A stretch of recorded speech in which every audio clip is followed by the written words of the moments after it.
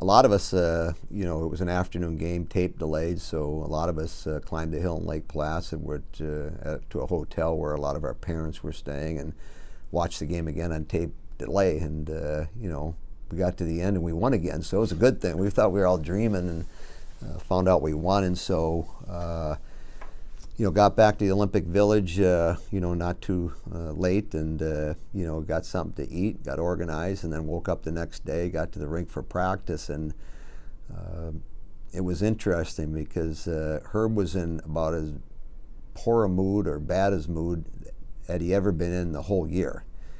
And it's like, what's going on? And what is he so grumpy for? Why is he so mad? And years after that, becoming a coach, you could understand what was going through his mind. So here he's got a team that had just beaten the Russians Friday night. You come to practice Saturday, and certainly 18 to 23 or 24-year-old college guys, they're going to be excited. We just beat the Russians.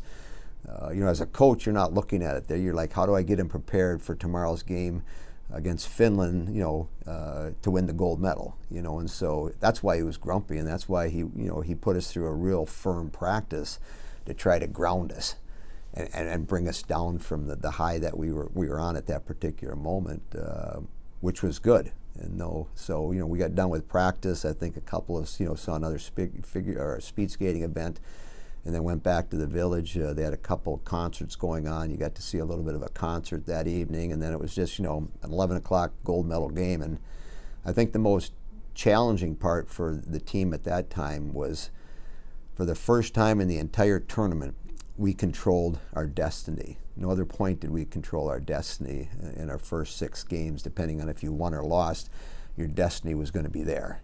And we were successful in those 6 games, and now you get to the end, and if you beat Finland, you win the gold medal. We're under control. If we're able to do that, we got the gold medal. If you don't, you might not even have a medal. That's how tight it was. And so that's different expectations. And so before, we're always, either playing the underdog or trying to figure out how to win a game and be successful and move on to the next one, where now, here it is. Here's the carrot. And it was going to be challenging because, the game's not at 4 or 5 in the afternoon or 7 o'clock, which, most hockey games are played, especially big ones, and this one's going to be at 11 o'clock on a Sunday morning. So the challenge between when we left our practice Saturday to when we got to the rink Sunday morning was, how were we mentally prepared for the challenge that was going to be presented. Yeah, and, it's typical to, the roadmap that got us there was fall behind early, figure out what's going on, and how can you get to the finish line ahead. And so, each team had the capabilities of playing real high-level hockey, and the Finns were no different than the Swedes. The Czechs, they had a bunch of good players. I mean, you look back on their roster, and some of the guys that played and went in Lake Placid went on to have long NHL careers. Good team.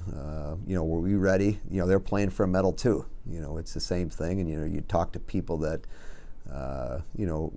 are Finns that are living in Finland, watching the game on TV, and the excitement they have because for the first time their team can win a medal in the Olympics, and all they have to do is beat the Americans. So long story short, we got behind 2-1 going into the third period, but I can distinctly remember sitting next to O'Callahan and Rizioni, and just having this sense of confidence that all the crap and all the games that we went through in our exhibition season, all the traveling, all the preparation that Herbie put us through, this was going to be our finest moment. And it was this quiet sense of confidence, I think, in our locker room that I think we all felt it. And it was basically, there's no way a bunch of Finns are going to beat us. Let's go out and play the best period of the entire tournament. And then Herbie came in and basically said, if you guys screw this up and lose this game, you're going to take it to your effing grave. He took 2 steps towards the door to go outside the locker room, turned around and said the exact same thing. And, message was heard loud and clear. Went out and ended up playing our best period. We scored 3 goals. We had a little difficulty at the end with a couple penalties, but I scored a shorthanded goal to make it 4-2, and the rest is history.